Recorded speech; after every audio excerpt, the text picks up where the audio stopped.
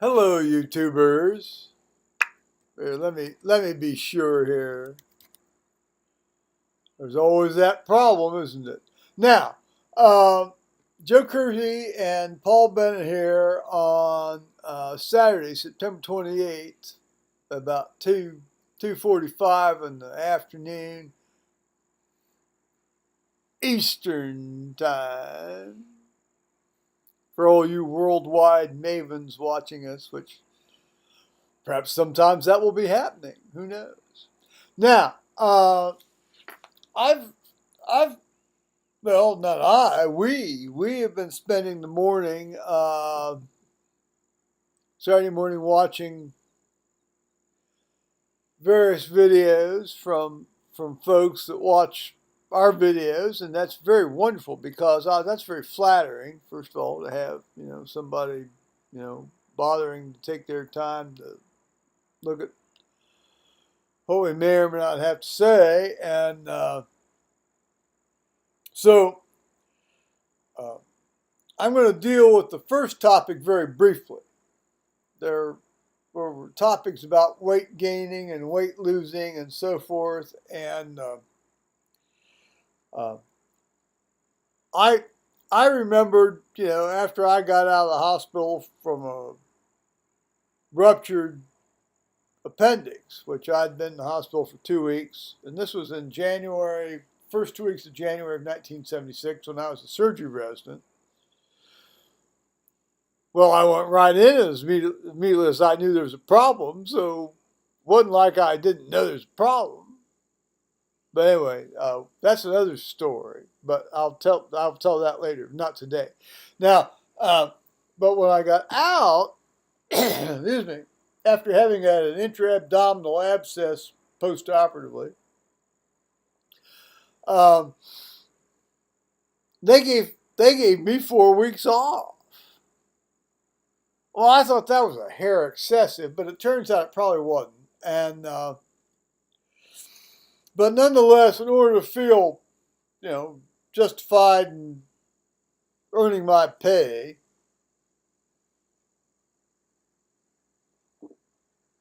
I would drive down there and go to all the various meetings and educational sessions and so forth. And while you were off on sick leave. Well, yeah, I mean, I wasn't gonna just hang Yeah. out and be a lowlife or a toad. I mean, no. I mean, if I'd really been unable to do it, I would have stayed home. But I'm sorry, guys. It's fall. So I'd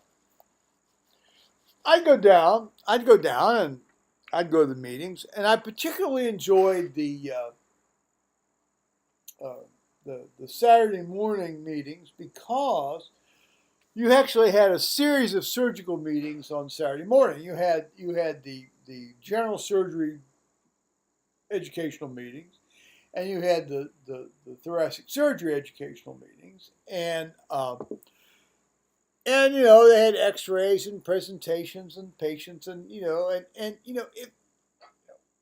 this was, I don't know what they do now. What they used to do was that when you had a medical meeting where you had a series of people from junior to senior present, you would always start the discussion of the case. You have a presentation of case, usually given by it's either by the most junior or the most senior of the non-professional employed staff there. Student. Well, no, not a student. No, a student never did this. This was not, this was not a student role. This was, and so you'd so you'd have these guys come in, and so you would ask all of the people in the room, junior to senior, to give their opinion of the presentation. What do you think? What do you think the problem is? And I mean, you've seen the data. I mean, you've seen the history. You've seen the presentation. You've seen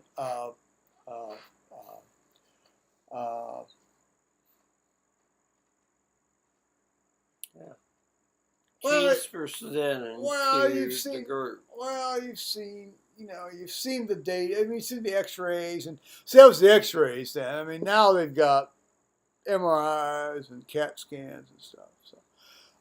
So you see this, and so you go junior, senior, junior, senior, junior, senior, and it's always wonderful. So I did that, but to get back now to sort of what the real point of this first part of the story is, uh, indeed maybe the whole story, uh, was uh, how do I you know uh, you know they have donuts. They have glazed donuts.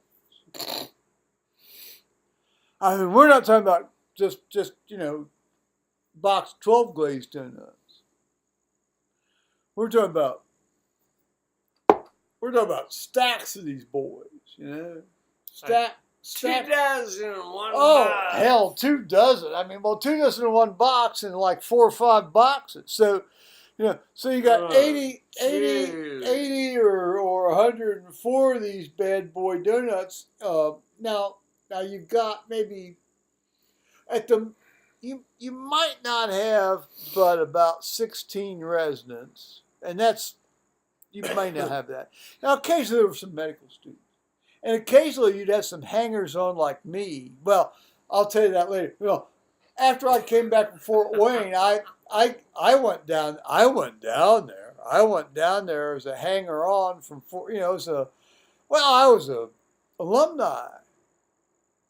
I was alumnus, and You went back to OSU? well, I want it's a great conference. I mean, the Thoracic Conference was one of the premier conferences. I thought you came from Indiana and went straight to Grant. Well, no. Well, I was at Grant, but I went up there for the Saturday morning conference because it was one of the premier conferences in the city in terms of you'd see great anatomy and great videos of angiograms and stuff, and you'd hear all these guys talking about these cases they'd done. Now, some of them are very standard cases, but nonetheless, I mean, I had trained with these guys, and they had trained me, and it was wonderful to have that connection with them. So, it's sort of like a major rounds thing. But to get back to the point, they had donuts. They had glazed donuts. Now, I'm going to tell you, you'd never see me eating a glazed donut now at all. But there was a time in my life when I would eat. Well, if you put a glazed donut in front of me, they'd be gone. They'd just be gone. Pretty much instantaneously. There ain't any savoring of this. Now, I'm going to tell you, one of the great things, one of the great things that, my dad and I interacted on was, did you savor that? Did you savor that? Now, I remember, I'm going to tell you this story. I wish I could backlight it for you and show my dad and I against the window while we were doing this. But he would go to the butcher shop and get one of these huge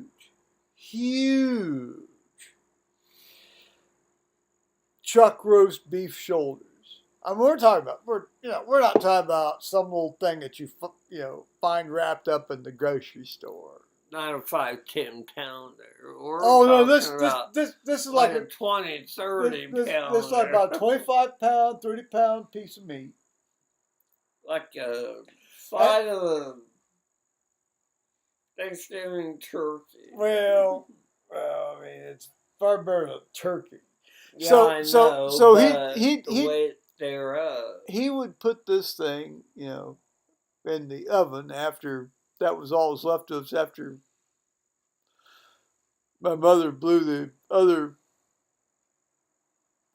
implements up. Yes, blew the garage up. Well, without getting into that. So so here we are. It's about 2 in the afternoon. He had gotten up at 4 in the morning to listen to Marshall Fields on WJR in Detroit, for the grain markets. And he had prepared this huge piece of meat, which, by the way, I had helped him carry out to the back of the car after going to school the day before, and so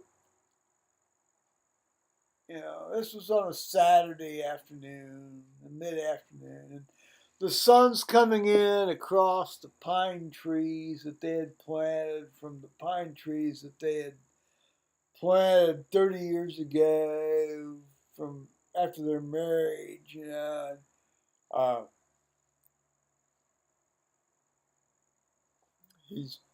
he sliced off he sliced off the very first top part of this thing.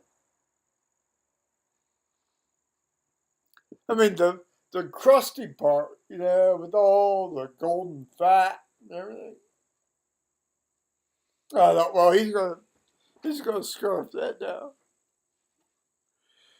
That was about 10 or 11. He says, here. He held out the knife blade.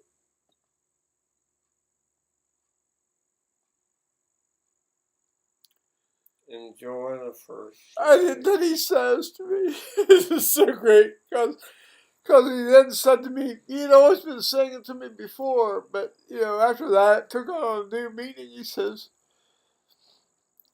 did you savor that? Well, yes, I did. Yes, I did. I'll tell you that right now. I savored that.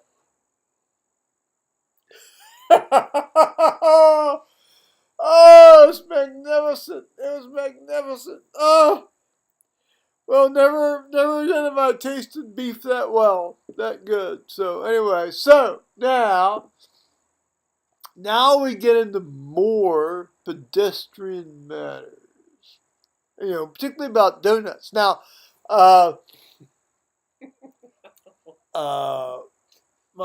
son was talking about, man, there's a lot of this stuff about weight gain. This is just,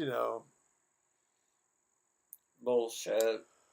Yeah, more or less. So, I mean, just, if you want to eat, eat. If you don't want to eat, don't eat. And but the thing is, glazed donuts are wonderful implements. Now, I will say that I've had a couple of experiences of losing weight and regaining weight. The one was, of course, when I was having a Shigella problem. In 1971. Now, my friend and I had gone over to Britain and we'd ridden some bicycles, didn't work out, then we took some buses around. And meanwhile, I had happened upon an ice cream can upside down in the street in Oxford, England, which seemed perfectly okay to me. I mean, it wasn't like it was, disease. I didn't eat the part of it that was on the street. But we happened upon it, and I said, "Oh, looky here," and Brad says, "Don't eat that." And I said, well, hell, I mean, it's, I'm not going to eat the bottom part. I'm not going to scrape it off the street and eat it, So I just picked it up and ate it. Well, he had like a second or third cousin over there in Oxford and an address, and we were, in theory, we were supposed to be able to meet these people, and they were going to put us up for the night and so forth, but it didn't work out. So what we did was, we just, their back doors open, so we slept on the back porch that night. And, I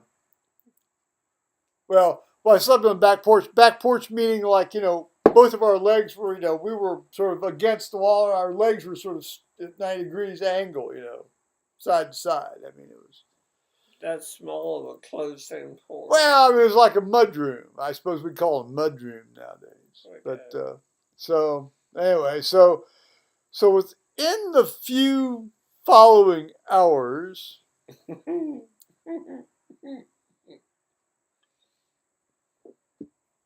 I developed a series of, intense diarrhea events and high fevers and so forth. Now, see, we had eschewed at this point riding our bicycles around England. That was more Brad's idea than mine. I knew that was a fantasy. There's no way this boy's going to ride around. Even when I was a far more svelte, athletic guy than I am today, this isn't going to happen. First of all, it's not my temperament.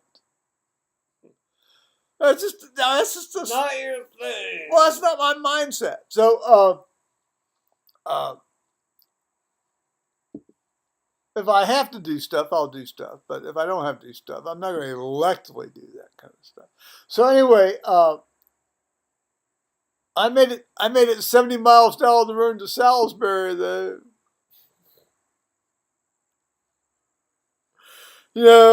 Riding on the left side of the road, these guys coming by on the 4-lane A something or other. It was just A1. No, it wasn't the A1. But no, the A1 goes north. This was out to the west. We were going down to Winchester. So anyway, so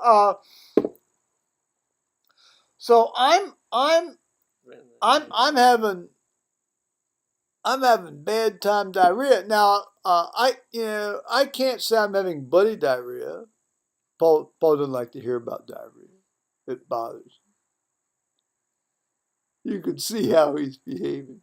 But he didn't like, anyway, so I decided that clinically, I probably had Shigella.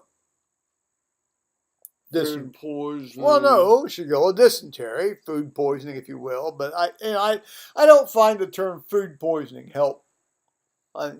Dysentery, it's a disease. Yeah. So you're having this stuff 8, 9, 10 times a day. Heavens.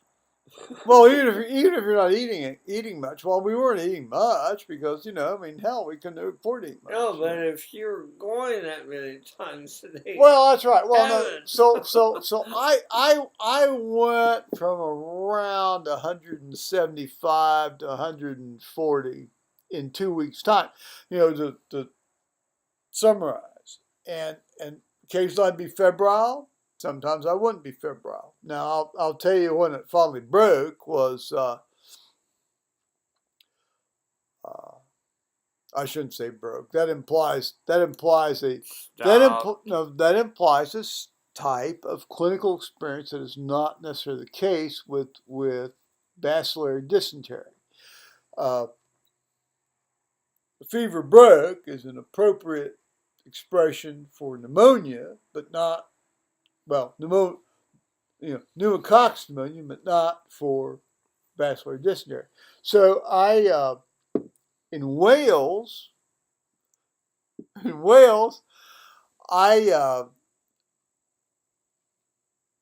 went into one of these practitioner surgeries. It's like what we'd call a private docs, family, general practitioners situation, and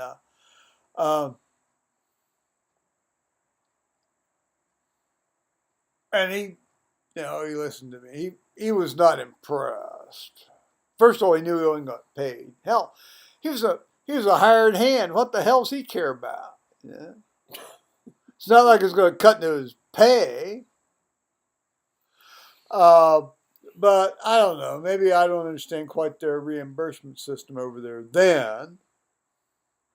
And so he gave me some little tiny white pills. Now, those little tiny white pills were either some sort of diarrhea blocker blocker pill, or they were probably chloramphenicol. Now, I have a feeling after all was said and done, it was probably chloramphenicol, which is one of the most magnificent drugs ever created by human beings. But the problem is that 1 out of 20,000 people that take chloramphenicol get agranulocytosis and die. And it's irreversible. So, because, I'll tell you, this didn't block my diarrhea. I kept crapping all, hence the tale about lying up there in the attic on July 4th. Now Brad and his family, his second and third cousins were down there having a good time about July 4th. We're all being united. Sociable. Well, yeah, I mean, the United States and the British and all this, and July 4th and all that stuff. But I'm up there with 104 fever. Well, and I had a good conversation with God. I'm going to tell you that one right now, because come on, it was getting close to the thing. I mean, I'd lost like 25, 30 pounds of weight, I wasn't feeling all that great. I had gotten so bad, I couldn't even get up to grip my stomach when I hurt. And then, by the grace of God, and I mean this, by the grace of God, the next morning I woke up and I was fine. Now, it turns out I also had a voracious appetite, which if you're being hosted by people, who you've just sort of thrust yourselves upon, it's not the best thing in the world to eat their entire loaf of bread in the morning for breakfast, is it? Oh my heavens, you did. No, I didn't. No. I had enough sense not to do that. I'm not going to do that. But I've always been a very avaricious scavenger, as those of you who know me best know.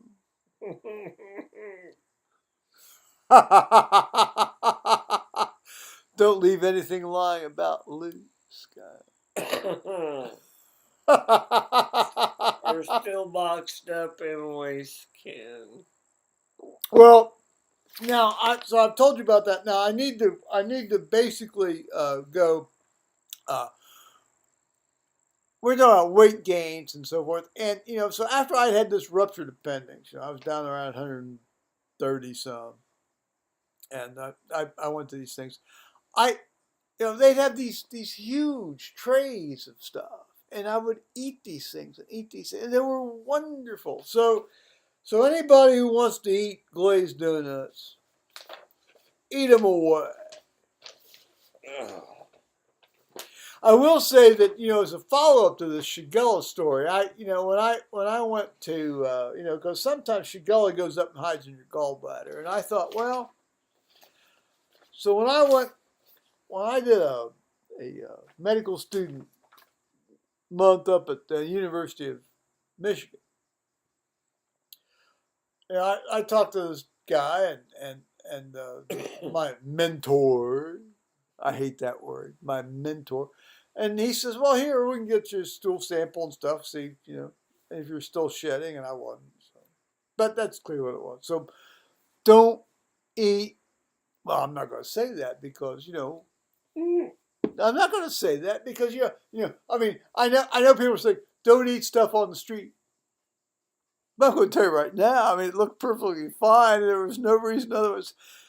For all I know, I had the stuff in me before I ate that stuff. Good point. Well, I don't know, do I? I mean, I may have had that before I left the United States. You may gotten something off of the airplane food on the way over. Well, who knows? I mean, Lord well, knows. when you're Come on.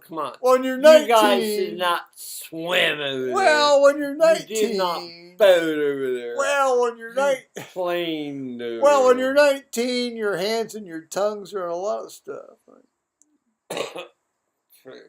So there it is. So I think on that day, I'm gonna stop now. My word. Well, that's okay. Alrighty now. Bye bye, YouTubers.